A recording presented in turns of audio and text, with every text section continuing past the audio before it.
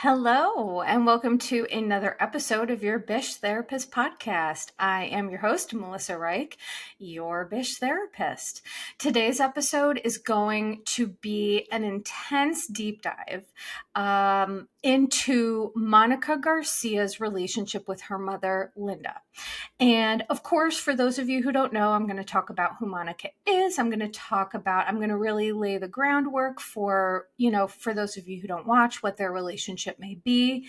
Over the weekend, I got so many people reaching out to me about this particular dynamic. They really wanted my thoughts and feedback on it.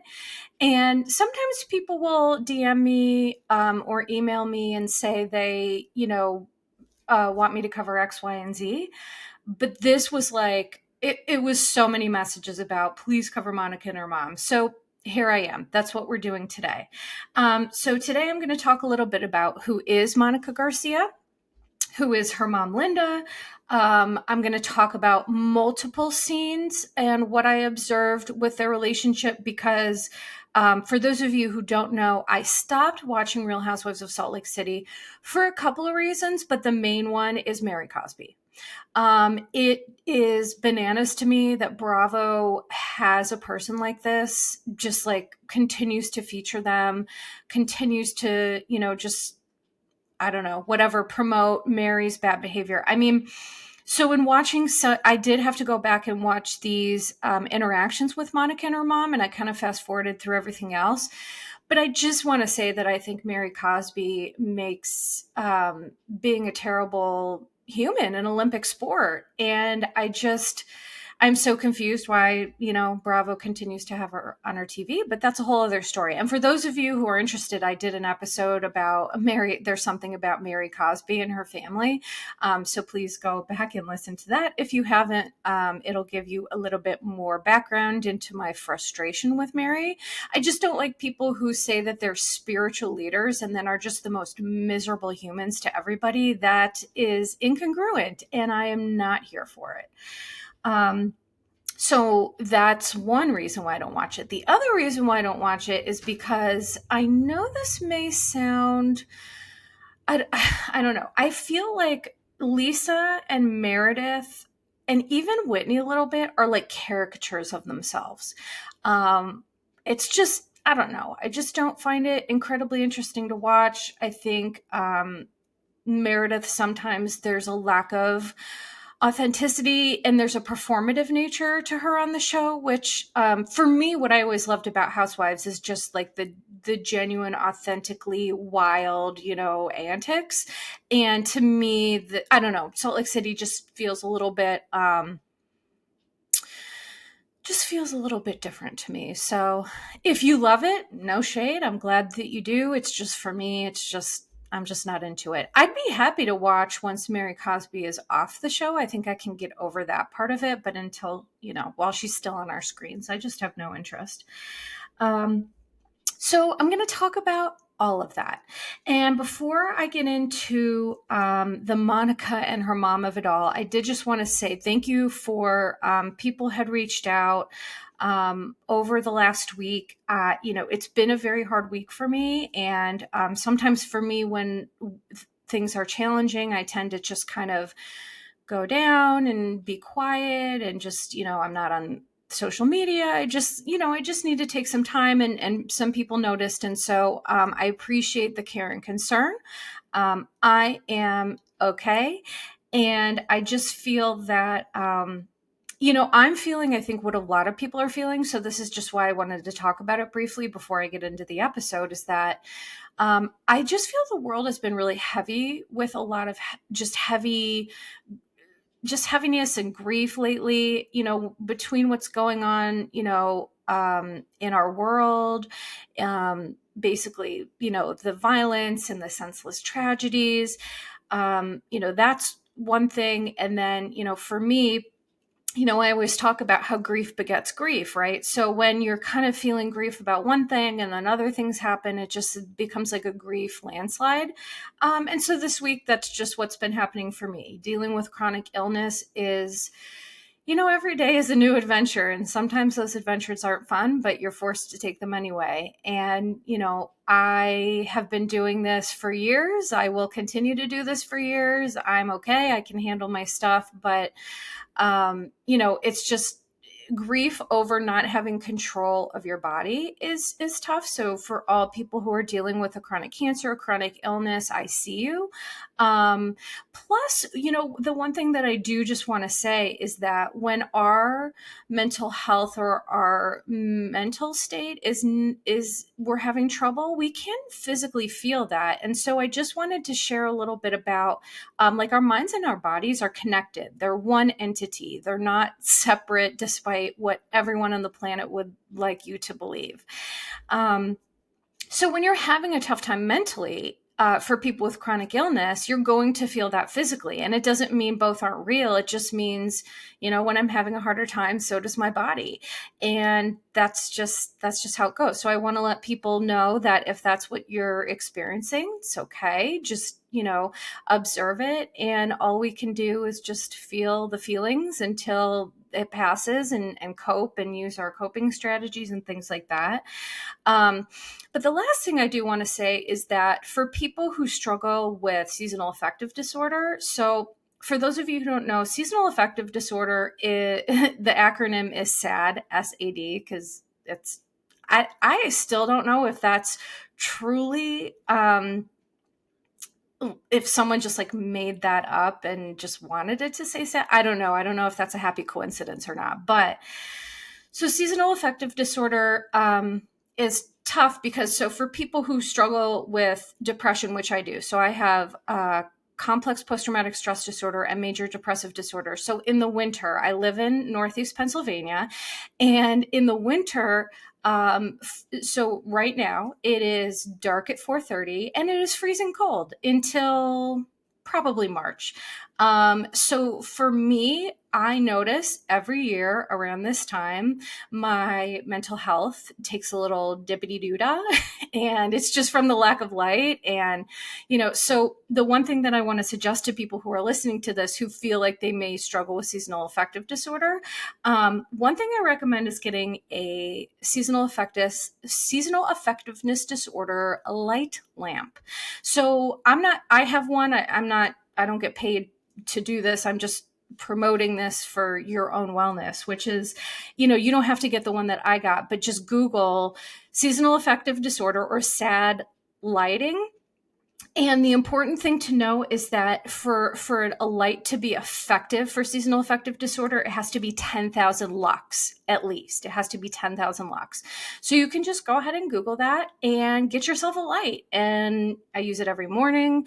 And it's just supposed to help your body adjust to the lack of light if that's also an issue where you live. I have people who listen from all over the globe, and not everybody is experiencing this type of weather, this type of darkness, etc. So if you are, that is a hot tip from me to you.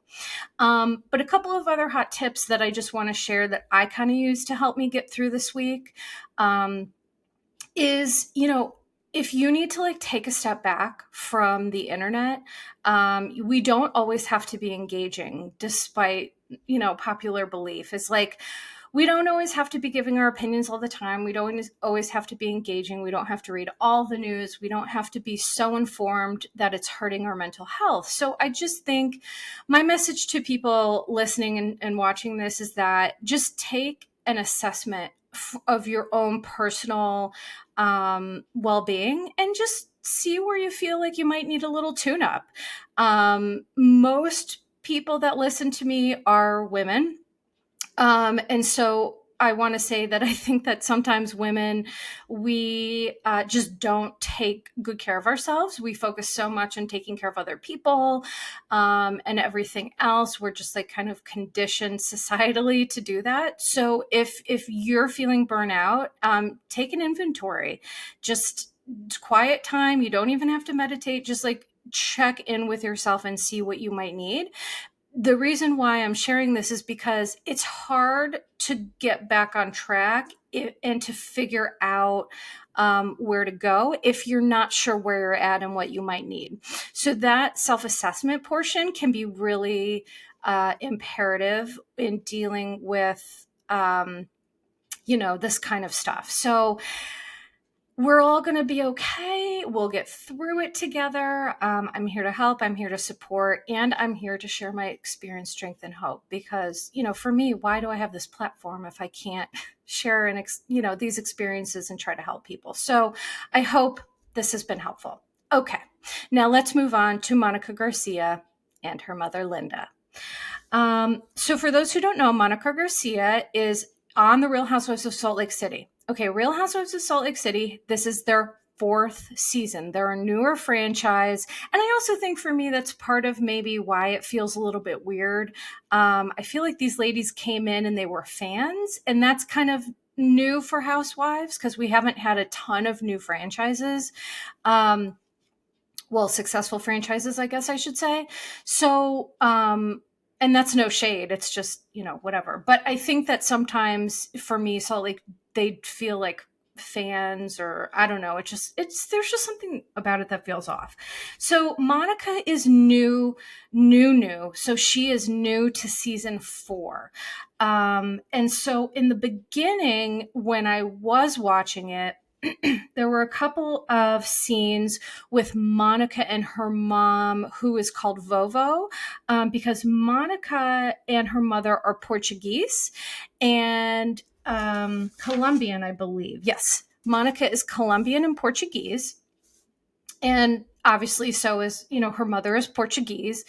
And, it started off where Monica and her mom would have these conversations. They would speak their language and, just bring a little bit of diversity, to the show, which I think was cool. And it was cool, because sometimes, certain Housewives franchises can lack a little bit of diversity. So I just thought it was interesting to have, like, her mom's mom was an immigrant, and our country was founded on immigrants, and so I just found it very interesting.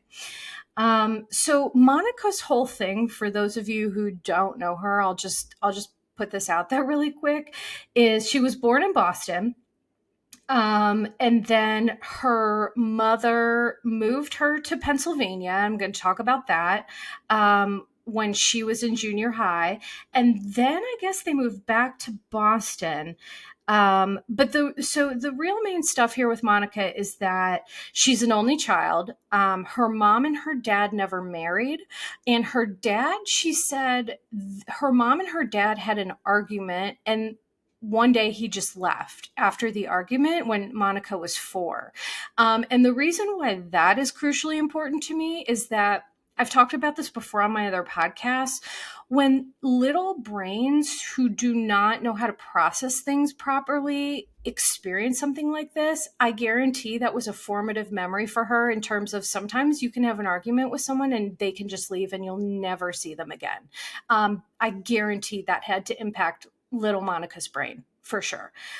So Monica, the other very interesting thing about Monica is, so she is divorced from her husband for the 2nd time. So she was married to David Fowler. They have 4 kids. They got divorced, and then they got either remarried or reconnected, and then now they're divorcing again for a 2nd time. That is fascinating to me. I tried to dig and find out more information about this, and I just couldn't. There's not enough information on Monica, like, just available. So I will be very interested to hear more of the story. And the other very interesting thing about Monica is that she was excommunicated from the LDS church for having an affair with her brother-in-law for like 2 years. And to be clear, the brother-in-law was her husband's sister's brother. Yikes. I mean, that is messy in all caps. So Monica, she is a very interesting person. And when I was deep diving into all of the issues between her and her mother, it is apparent to me why she is the way she is. So I'm gonna talk about that. Now, I am going to start off by giving a trigger warning, because today I'm really going to be discussing concepts of narcissistic abuse, narcissistic mothers and parents, emotional abuse, generational trauma, cycle breaking, boundary setting, things like that. So this is going to be, for those of you who were very triggered by this, which many of you were, because so many people reached out to me and were so triggered by this. So if you were triggered watching this, listening to this may actually help you, because I'm going to explain what we're seeing. I'm going to explain narcissistic abuse, what that is. And I'm just going to validate the hell out of everyone listening who ever dealt with a narcissistic parent, because you're not crazy and you're all amazing. So let's hop to it. Okay, so the first scene that I want to discuss was Monica, the scene with Heather discussing her mom. Like, they were in that little... they were like by the fire, and Monica was talking about like how her relationship with her mom is very volatile. And when you hear that word, language, I think that language is very important, and the words that people use to describe things tells you a lot about their situation. So as soon as she said volatile, I thought, that's really interesting. So when Monica was 12, by the way, so when she was in the scene with Heather and she started to discuss this incident when she was 12 and her mother like left her with a family, Monica cried. And I could tell in that moment that Monica she was little Monica in that moment. And it's interesting because Monica does have a lot of awareness, and she talks about her inner child, like little Monica. And I'm going to be focusing a lot on that, because we all have inner children that they never stop being sad about having a narcissistic parent. Like it's never going to not be sad and disappointing. So I think there's a lot of value for me too in talking about inner child work and how we can soothe our inner child. But when Monica starts crying, and you can tell she's little Monica now, and she's just like so hurt by the abandonment of her mother. So her mother literally one day left her with a family in Pennsylvania. And so here's the thing. I live in Pennsylvania, and I am like, where in Pennsylvania? Was it where I live? Was it somewhere else? Pennsylvania is a really big state, for those of you who don't know. I live in Northeast PA. There's also Pittsburgh on the other side. And to drive through Pennsylvania, it's about 4.5 hours. So it's a really big state. But I was just curious, like, where was she? Because the culture of Pennsylvania is very different depending on where you go, especially when you're used to living in a city. Like, she was from Boston, I was from Chicago. And so there's some parts of PA where, when my parents moved me here when I was in high school. So we moved from Chicago, Illinois to Sugarloaf, Pennsylvania, and it was like a culture shock. So the reason I bring that up is that her mom moved her to Pennsylvania to stay with his family, and she was starting junior high in like this very new place. And again, as someone who's experienced the trauma of that is intensely traumatizing. You're being removed from your home. Okay. You're staying with a family who, they were family friends that, Monica claims she didn't really even know very well. So you're living in this new situation. You're in this town in Pennsylvania. You're going to a new school, and your mom is in New York, trying to live her dreams. And I think that, one of the things that if Monica listens to this, I hope she does listen to this, she already knows so much about the situation. But sometimes when you know things, or you have a gut feeling, and you have a narcissistic parent, you've been gaslit so much that you just think, well, maybe I'm making this up, maybe this isn't real. But I'm here to tell her that it was real. When she talked about abandonment, feeling abandoned, she literally was abandoned. Like, that is the definition of abandonment. Okay. So Monica's father left when she was 4, and literally she doesn't even know what he looks like. There's been no contact. He moved to Florida. Monica said something about that he was gay and he moved to Florida to be with his partner, and she just never heard from him again.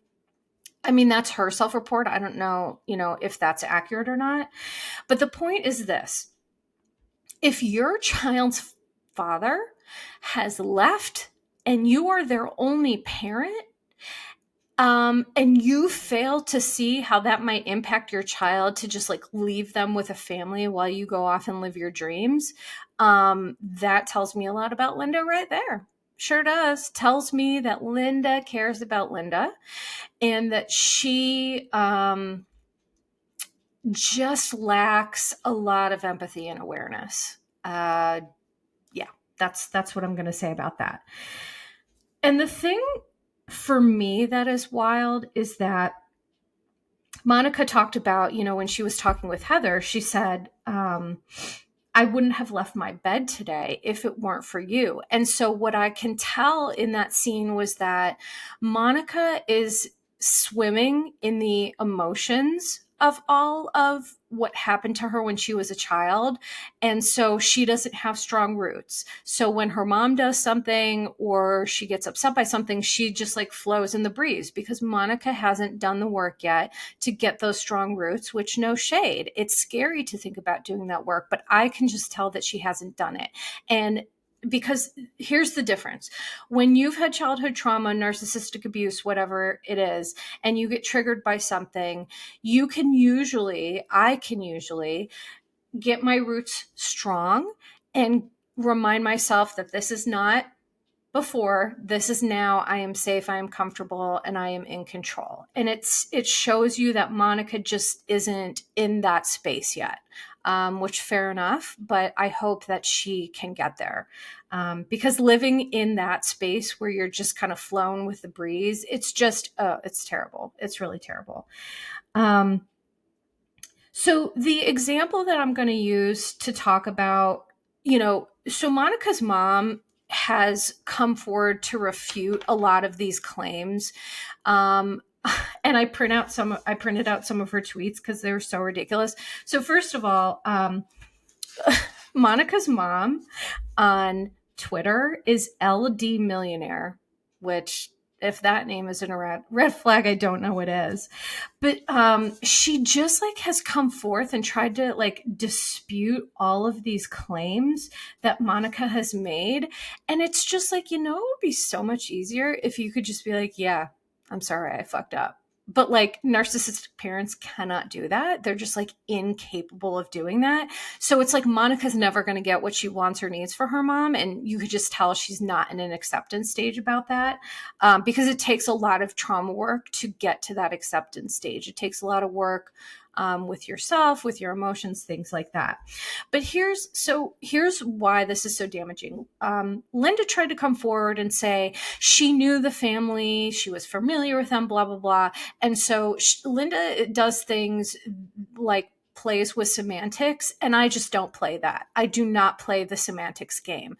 There are ways that people try to use words to like escape their accountability, and I'm just not falling for it. So my sister has 3 kids, okay? They are the literal loves of my life. I sincerely had no idea that love like this could exist until they were born. I don't have children of my own, but I adore them. They adore me. We FaceTime every day. We're together every weekend, every Christmas, every birthday, open house, what have you. I am there. Those kids are the loves of my life. And the reason why I'm sharing this is that when I leave my sister's house, my littlest niece, she's going to be 6. She's so cute. She literally clings to my leg like a koala and cries and says she wants to come home with me. And guess what? If my sister dropped those kids off here one day and left to like do something else in New York, those kids love me. I'm the closest thing they have to another mother. They'd be happy for the first couple days, but then guess what? They'd be devastated. Do you know why? Because nobody can replace a parent. That's just the fact of the matter, is that no one can replace a parent. So Linda can say all the things that she feels like she needs to say to like escape her accountability for this, but she could have dropped off Monica with her closest relative, and it still would have been hard because she's in a new state. She's starting junior high in a new school, in a new culture, in a new environment. It's just such a bullshit excuse. So I'm just going to say that. Okay. Now I'm going to talk about the scene where Monica was. I couldn't figure out what they were doing. It looked like Monica and the other girls, they were like tailgating or something. I know that wasn't it, but they were like outside in foldable camping chairs, just like, I don't know. Again, it looked like tailgating to me. But so this is where Monica talked about that her mom takes her car when she's angry with her, which is a classic move of a narcissistic parent. And to be clear, I'm not saying that Linda has narcissistic personality disorder. I'm not saying that. I can't say that. I don't know her. She's not my client. I am not here to diagnose her, but I am here to say, here are these qualities that I'm seeing, and then you can all judge for yourself. So her mom apparently took this car that was in her name. She threatened to call the police, et cetera, et cetera. So here's my question. Why is this car in her name? Why? What is the reason? I think that from my guess is that Monica, after her divorce, like when she was married, she didn't have to worry about money. And now that she is getting divorced, she does. And she has a small business, but, it's still, I think, newish. And so maybe she needed her mom's financial help. I don't know. But here's what I want to say about this. When you have a narcissistic parent, you cannot put yourself in the position where they have power over you for any reason.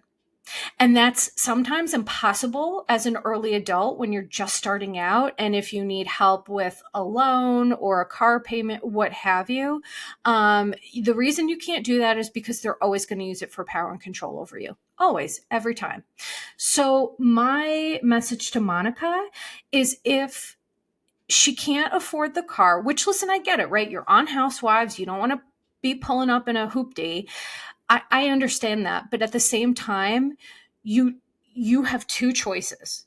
Are you going to sell your soul? Because essentially that's what it is. Are you going to sell your soul for a nice car, or drive a Hyundai and just afford it and get your mom off of there? You know what I mean? So this is not meant to be judgmental. It's just meant to say, I wish for Monica to get herself out of that situation, because until she does, this stuff is going to continue to happen. She needs her mom off of everything. She needs to be independent and on her own. And so in my opinion, it would behoove her to drive a less nice car that she can afford and that she can own, so that she isn't essentially selling her soul. Because that's what it is. And the thing that I found so fascinating about one thing that Monica said in this scene, which I definitely wanted to address, is that the other ladies were like, oh, your mom seems so nice. Because don't forget, before this, her mom came to Angie's Easter brunch, luncheon, whatever they called it. And so the ladies, they kind of, they have met her mom. They feel she's lovely. And Monica said, it's like Ted Bundy. And I just laughed so hard, because she's 1,000% right. When you have a narcissistic parent, especially a narcissistic mother, it is like Ted Bundy, where they look great on the outside. For example, like these parents always have different public faces. And in fact, a narcissistic parent, especially a mother, might have even participated in your life on the outside, like school events or, community events, what have you. They have a very different public face. And then they go home and then they're mean or cruel or not loving. And it leaves the little child to be like, well, what is happening here? You were just my biggest fan. And now all of a sudden you can't bother to like hug me or talk to. It's very confusing, right? So it really is like Ted Bundy. It's like, he got away with his stuff for so long because he was, well, people say he was handsome, but I don't particularly think he was handsome. I guess he was handsome for back in the day. He had quite a unibrow and just, I don't know. I'm also able to sense people's stuff. So he always gave me the willies. But anyway, I think it was a good analogy is my point. And so for anyone listening to this who did grow up with a narcissistic mother or narcissistic parent, you're not crazy. That happened. It happens where on the outside of the house, they have this different public persona. And then inside it's like shoo, shoo, fly, don't bother me. So your feelings are valid. You're not crazy. And it is just like Ted Bundy. Okay. So now I'm going to go to the scene with Monica and Linda at the restaurant. I swear to you, if I technologically knew how to, I don't know how to do this stuff where like I pull up the video on my YouTube and I show the video and I talk about it. I just am not technologically savvy enough to know how to do that. But if I did, I could go scene line by line, giving interpretations, because that's how ripe with dysfunction this scene was. So I'm going to talk about it bit by bit. So the first thing when I first watched it and I see Monica's mom crying, I like immediately just knew what she was doing, which was trying to emotionally manipulate. Monica's mom has a feel of narcissistic traits and tendencies with a dash of drama. Which is also known as histrionic. So it seems like there is some complicated stuff maybe going on here for Linda, because let's also keep in mind, right, for everyone listening to this, with a narcissistic parent, just like narcissism is on a continuum, well, the same is true of that for parents who have these tendencies. There are some people who they have, mildly narcissistic parents that, it's frustrating, it's invalidating, but they don't have to go no contact. And then on the other end is really, really serious pathology. Really, you can't have contact for your own. It's life-saving to not do that. So keep in mind, everyone, I am talking about this all on a spectrum, okay? Because we all have narcissistic traits and tendencies. We all do. Well, I guess except for Tom Sandoval. Ugh, give me a break. So immediately I can tell that Linda is trying to emotionally manipulate. So she starts crying and she's covering her face. This is very common in narcissistic mothers, is the emotional manipulation card. That is like usually the first thing that they go to. Okay. And here's how you know it's not real. Because when Linda starts telling a story then. So she's crying as if that's not enough emotional manipulation. She starts telling this story about a mother and a child who the mother died before they got to have this great relationship. That's also part of the manipulation, because what it is, it's saying, you have to treat me better before I die. Otherwise you're going to feel bad. It's all about Linda. It really is all about Linda. So, it also, like, what these initial couple sentences tell me is that Linda wants Monica to attend to her needs without having to attend to Monica's needs. And so that's another really common thing with narcissistic parents, is that they need you, the child, to care for them because, well, there's a million reasons, but they want you to attend to them without reciprocating and attending to you. And the thing about relationships is that any relationship, I don't care who it is, if it's a parent, if it's a friend, if it's a coworker, it has to be reciprocal. That is the keystone to relationships. It has to be two people reciprocating, communication, respect, love, all these things. And so what a narcissistic parent does is says, you give me all that, I'm going to give you none of it, and you just be fine. Okay. And it's like, no, that's not how that works. So here is what is so amazing. As soon as Monica starts to call out correctly what Linda was doing, Monica was like, so you tried crying? Check. And then there was an immediate switch to anger. And so that's how you know when there's true emotion versus emotional manipulation. Okay. If you call it out and then there's an immediate switch to another tactic, that's manipulation. So Linda then immediately switched to anger. And the one thing she said is that Linda was like, I'm not going to talk to you like some weak ass bitch. Ooh, like what? Who's like, what are you talking about? So for me, it was an interesting choice of words. It was kind of sadly amusing, but it tells me that, well, Monica's mom has tried this a million times. And so when she doesn't get her way through that, then she's going to turn angry, because it tells me that she's had success with Monica before, just like being angry and trying to gaslight her. So she's been successful with that. So she's going to go ahead to that well. But also it tells me that Linda just like does not understand her own emotions, and she's flapping in the breeze like all over. Linda needs some serious emotion regulation, like very, very serious, and also some awareness and insight into how her emotions are impacting her, because for her to just talk about this stuff, like, it's fine, I'm over it. It's like, oh, woof, you don't have any idea how you actually feel. And the other thing that I found so funny and interesting is Linda kept asking for an aspirin. So here's why that's so significant, because not only is she trying to distract and make Monica feel bad for her, right? Because she has this headache, she needs an aspirin, blah, blah, blah. She's also literally in pain.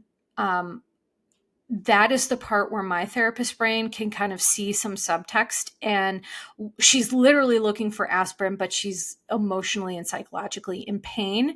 And I don't think either of them were aware of that, but I think it's interesting that she used that as kind of a tactic to distract a little bit. So then Linda, Monica calls her out, you tried crying, check, you tried yelling, check, and none of it worked. And then Linda calls her a motherfucker. So that is also a super interesting choice of words, because Linda is her mother and you're calling her a motherfucker. It's just so weird and gross and maybe a little bit Freudian. I'm not totally sure. But here's how I interpret this. I interpret this as Linda's continual lack of accountability, and just blaming Monica for everything. So like, I'm your mother and you're fucking me over, right? Pardon my language, but Linda used a lot of curses, so I'm going to use her language, okay? And I think she just, Linda would be really happy if Monica just like went along with the program. Most narcissistic parents want that. They just want their child to just stop having these pesky feelings and stop holding them accountable and just like go with the flow, right, man? Ew. So I think she just blames Monica for a lot of stuff. I think, Monica talked about there is a line of resentment in this family, and this is the resentment that we're seeing. The resentment was easy for me to pick out, and I'm going to keep sharing with you my observations about this. Because, Monica really did bring up a good point that there's this familial generational trauma of mothers and daughters having these bad relationships. And so why is that, right? Okay, well, I've talked about epigenetics before. So epigenetics is where our genes meet our environment, because, we're looking at two women here, right? Monica made it really clear, and I'm just flipping to the other side of my notes. Monica made it really clear that Linda's childhood was absolutely horrific. And of course, it would have had to be to create Linda, because what I can tell is that Linda is in pain. What Monica said about Linda is that Linda's mother, hated her. She never wanted a daughter. She was emotionally and physically abusive. And you can tell that, right, in Linda's presentation and her behaviors. Because when we have our mother treat us that way, it's going to impact the way that she interacts with her daughter. And that is what generational trauma is. Now, you look at someone like Monica, who is a cycle breaker, and you think, well, why is Monica able to do this, but Linda was not? Okay, so let's go back to epigenetics. Epigenetics tells us that there's a ton of factors. It's nature and it's nurture. So Linda's genes are different than Monica's. I mean, slightly. Monica, has a different father and, all that. But these two just seem, first of all, when you have an immigrant family, the trauma is going to be worse at the top of the ranking, and then it's going to trickle down. And as it trickles down, that is what gives cycle breakers some of the opportunities to deal with it, because it's, I get the feeling that Linda's trauma was so intense that she just had to survive. And so there's something called the hierarchy of needs. It's Maslow, who was one of the best in psychology. He came up with this hierarchy of needs, which is literally a triangle. And at the bottom of it, it says, like, if your basic safety needs aren't met, whereas if you're experiencing abuse, if you are experiencing homelessness, if you're not able to get enough food to feed yourself, there are going to be things that you fundamentally aren't going to be able to do because you're just trying to survive. Okay. So Linda was just trying to survive, and she didn't have the time or the ability or the emotional resources to say, okay, I want better or different for myself. Let me look at this. She was so stuck in survival. Monica maybe was a little less stuck in survival than her mom. And so also Monica just has a really different personality from her mother, which I think is also what saves Monica, because Monica just gets it.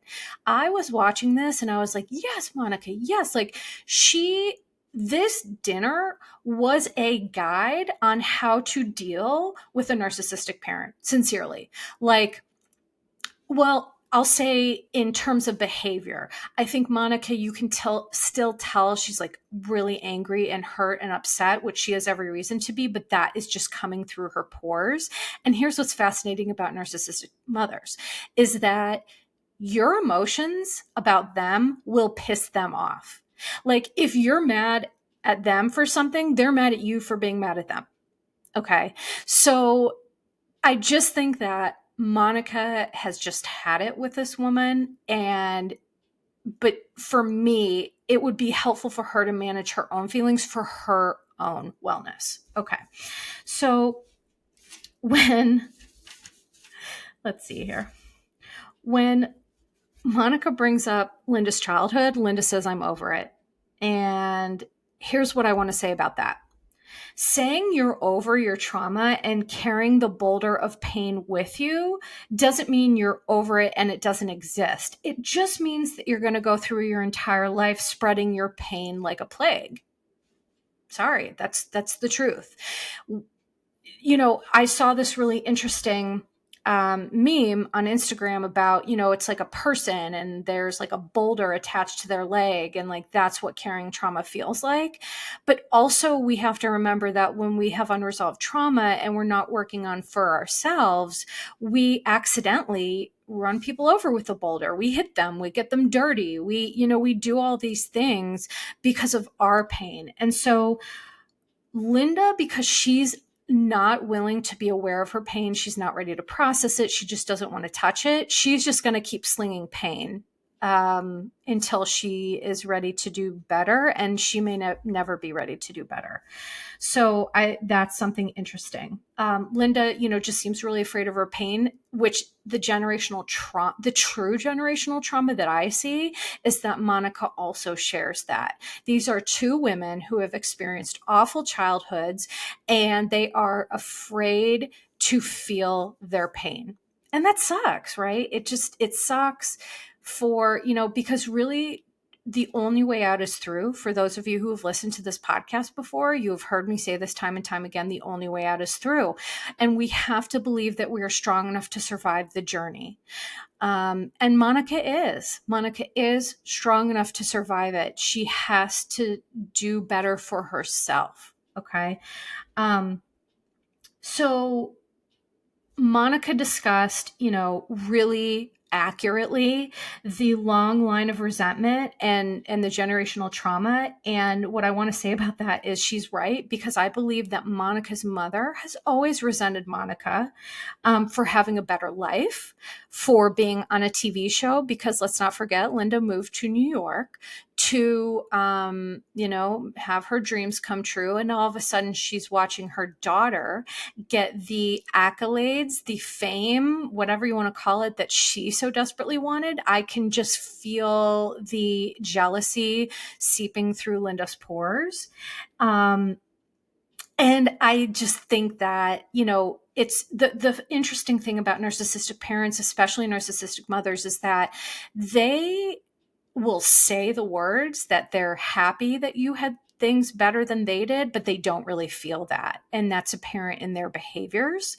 And so the proof of this resentment is Linda putting Monica in the trunk of a car to make out with a boy.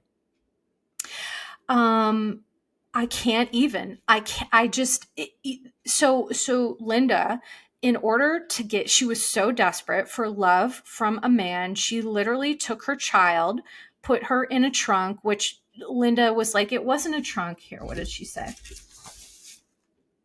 It was not a trunk. It was my boyfriend's Corvette. It was strictly kissing. We thought she was asleep. Does that make it better?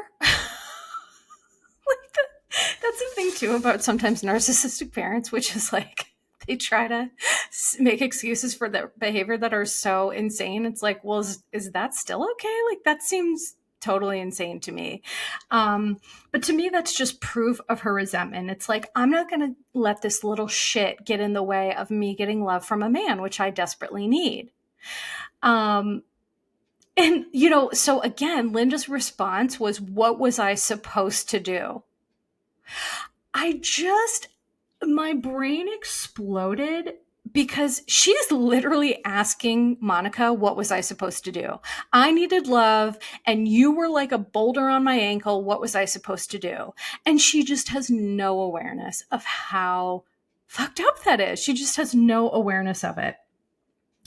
And then Linda said, get over it. When do I get forgiven? And when she says get over it, she did this really interesting hand gesture, because 75% of communication is nonverbal. And so nonverbals to me are really interesting. So Linda literally took her hand like this and pushed Monica away. Get over it. When do I get forgiven? And basically what that tells me is that she just wants Monica to just take it, to just get over it, and to just forgive her mom. But here's the thing. You can't be forgiven if you're not sorry, and if you don't offer an apology or any sort of emotional support.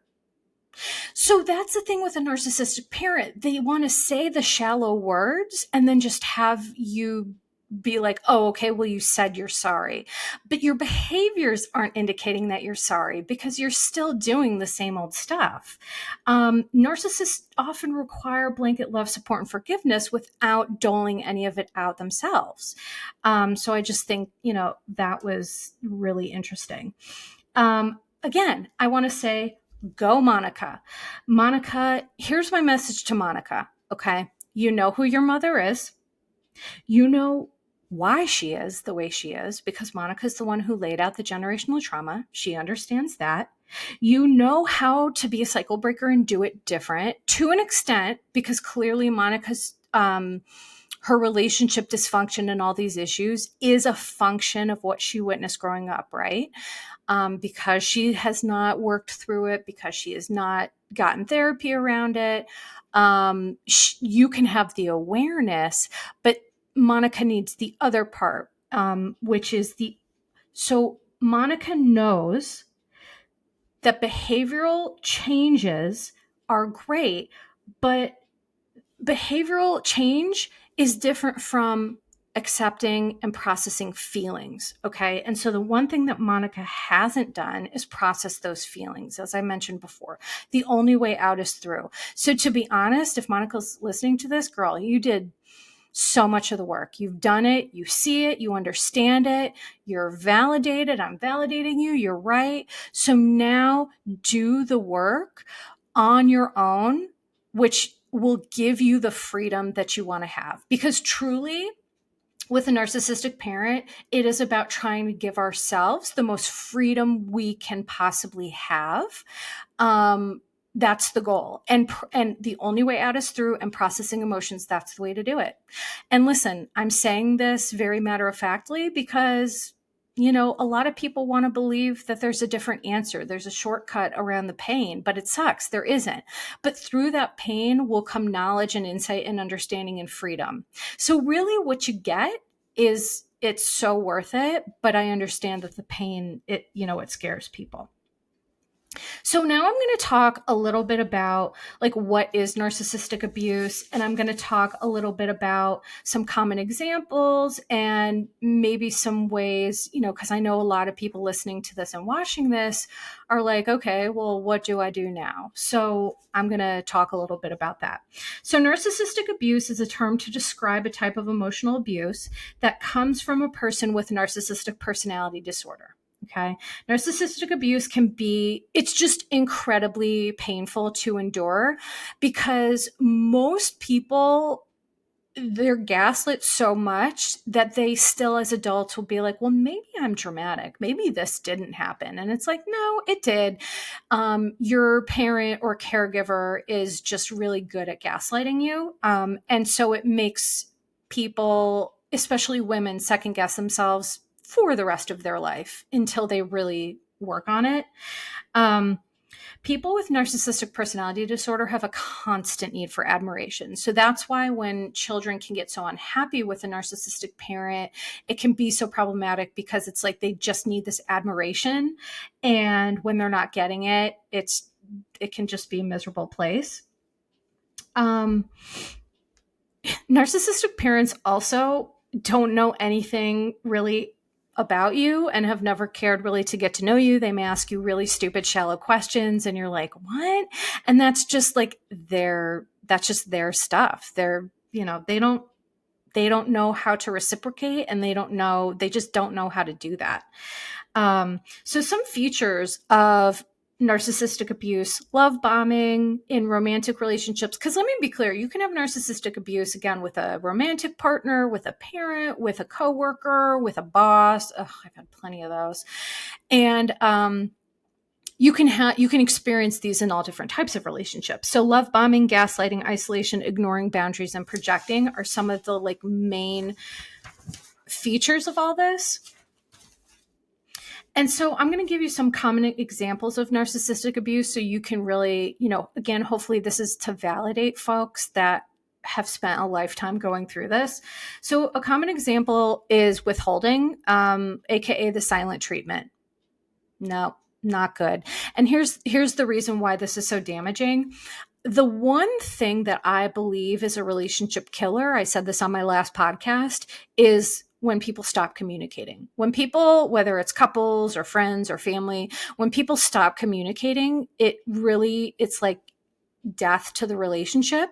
So when you're withholding from someone, it's essentially like the equivalent of holding a pillow over someone's face and then like letting them come up for breath and like then just holding it back on them. That's kind of like you're literally trying to harm the person by withholding your love and communication. It's just not good.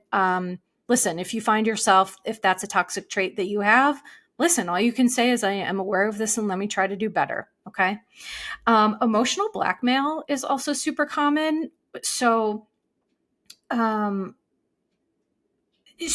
meaning that if you don't do what the abuser wants you to do, they'll, well, I know your deepest, darkest secrets, or I know this, or I know that. I'm going to use your emotions against you, that sort of stuff.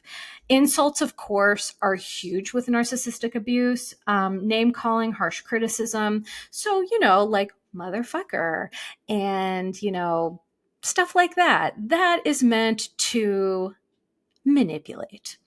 Malicious gossip, that is another huge one. Deliberately spreading lies about your behaviors, and damage to your reputation is more important than actually being there for someone. So for example, when during Angie's Easter brunch when Monica was like crying alone, by the way, which was the saddest thing I've ever seen. Because for anyone who watched that scene, all Monica, here's why she was so mad. Nobody was on her team.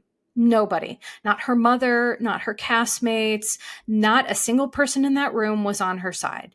And what Monica felt was her mother aligning with Angie, which I guarantee her mother has done throughout her life, because what's important to Linda in that moment was that she seems like a great mother and that Monica seems like the crazy person. And isn't that exactly what happened? How many of those women after that said, I would never talk to my mother that way? Well, good. I'm glad you don't have a narcissistic mother that you have to talk to that way, or that you have to experience those feelings around. I don't like the judgment in terms of, well, if you see someone having a tough moment with a parent, let's not judge them because you have no idea what those people have been through. I just didn't like the judgment from all the ladies. Well, I wouldn't talk to my mother that way. Guess what? Just because someone's a parent doesn't mean they deserve your undying love and devotion if they are causing you harm. Bloop. Okay. Other things are like sabotage, accusations. So the accusations, this is huge because I notice Linda doing this a lot, is it helps people deflect from their own behavior. So like when Linda was doing things like making accusations to Monica about how she's been a bully to her and she's done this and she's done that. Well, that's Linda's way to deflect from her own stuff because she doesn't want to see it. She's not capable of it. She doesn't want to look at it. Okay, so here are some general observations of this whole thing to kind of wrap up, okay? When people don't get the love they need as a child, they don't stop loving their parent, they stop loving themselves, okay? They lack self-esteem, they lack self-worth. And here's one interesting thing about Monica that I kind of wanted to tie all this together. I think Monica tends to over-rely on material items to make her feel valuable because she never felt valuable as a child and she doesn't feel valuable now as an adult. When Monica had that scene with her mother about getting the purse and crying, even though she really couldn't afford it, blah, blah, blah.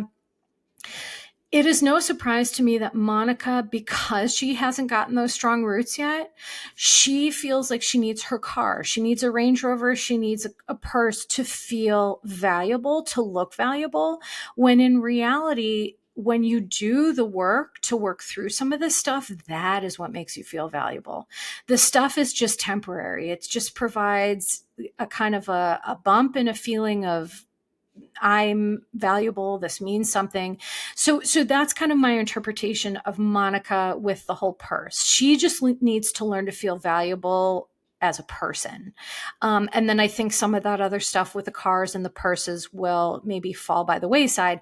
But also, let's not forget, she is on a TV show where you're supposed to have lavish stuff. And I think people on the internet have been really critical of her. Like, she's a regular person and she's not rich and she's not that. But like, remember when housewives used to be that? Remember when it was just like regular people? Listen, in New York and OC, like, did they have money? Sure. But like, I just don't like where this whole housewives thing is going, where these fans are like, we want our housewives just like ridiculously rich. Like I've gotten more from Monica's stuff with her mother in Salt Lake City than any of the other ladies have provided. Personally, what are they providing? I don't know. For me, not a whole lot. I mean, maybe for you guys, entertainment. But I'm speaking in terms of actual stuff that matters. Monica is really providing it. So for me, I think she's amazing. I also want to say that the least likely people to pass down generational trauma are the ones who are self-aware enough to be afraid of it. So when I heard Monica saying, I just don't want to do this with my girls, guess what? You've already won. You've already won. You've already been able to be aware of it, to recognize it, and to have the fear. And through that alone will prevent you from passing it down as significantly as you would have otherwise. Now, is there other stuff that I think Monica needs to work on just so she can help refine that for her girls? For sure. But anyone who's listening to this, that you're like, actively afraid of like passing that on, or you actively are thinking of trying to do it different, congratulations, you've already won. That's huge. That is a huge, huge, huge thing. So I just want to say that.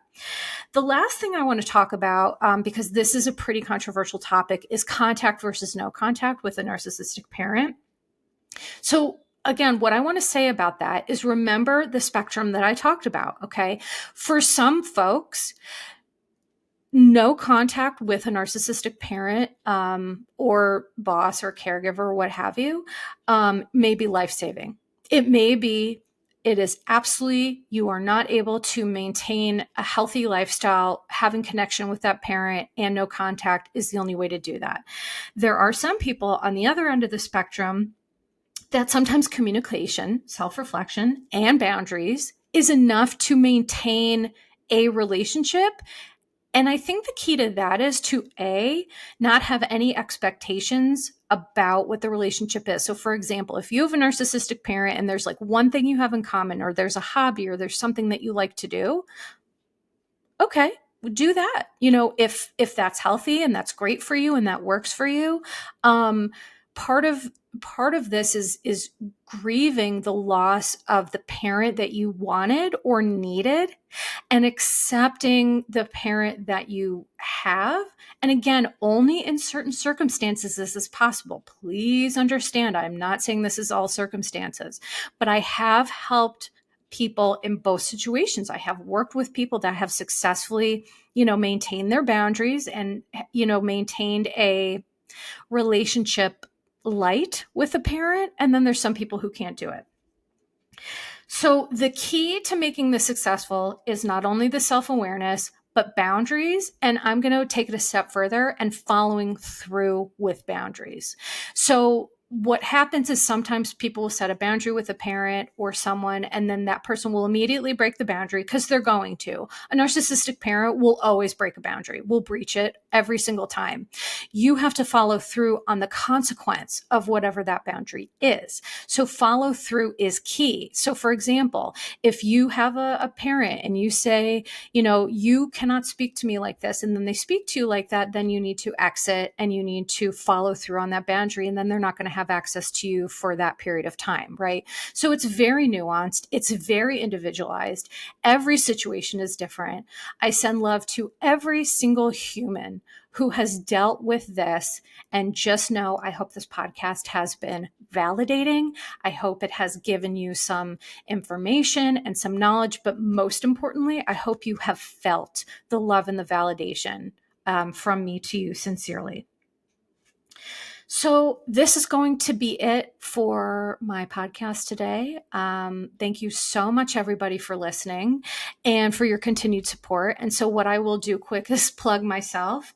If you can please go wherever you listen to podcasts, if you can subscribe to the podcast, follow the podcast. I appreciate it. If you go over to YouTube and you subscribe to my channel, I would greatly appreciate that. I'm also Your Bish Therapist on Instagram and on TikTok and on, I'm trying to think, Facebook. I'm also on Facebook. By the way, I might be deleting that soon because I think Facebook has turned into kind of a cesspool, but TBD on that. So please go ahead, follow me on Instagram, all the support. I really sincerely, genuinely appreciate it.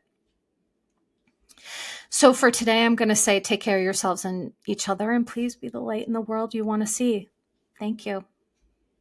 Disclaimer: posts are not intended to diagnose, treat, or provide medical advice. Your Bish Therapist is for entertainment and informational purposes only. The podcast, my opinions, and posts are my own and are not associated with past or present employers, any organizations, Bravo TV, Greyheart Productions, or any other television network. The information in YBT podcast and on its social media is provided for generational informational purposes only and is not intended to diagnose or treat. Please do not act or refrain from acting based on anything you see, read, or hear on YBT podcast or associated social media. Communicating with YBT via email and or social media does not form a therapeutic alliance. Melissa, operator of YBT, is unable to provide any therapeutic advice, treatment, or feedback.